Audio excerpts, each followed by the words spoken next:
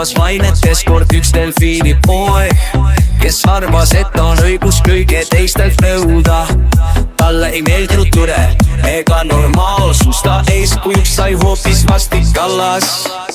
See kallas paistis ilus, aga seest oli vaid pettus. Alati kui laineharjad temani püüdlesid, alati kui laineharjad temani püüdlesid, lõppes see hukuga. Laine, laine, Martin Laine, mis sul viga on? Laine, laine, kas see kallas tõesti väärib sind? Laine, laine, Martin Laine, mis sul viga on? Laine, laine, kas see kallas tõesti väärib sind?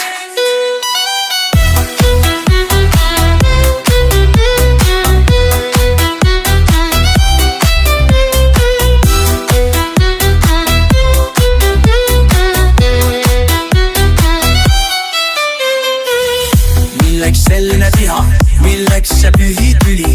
Kas keegi sulle tõesti kulda sülle pillab? Milleks selline viha, milleks see pühi tüli? Kas keegi sulle tõesti kulda sülle pillab? Milleks selline viha, milleks see pühi tüli? Kas kallas tõesti nii palju sulle tähendab? See kallas paistis ilus, aga seest oli vaid pettus. Alati kui laineharjad temani püüdlesid,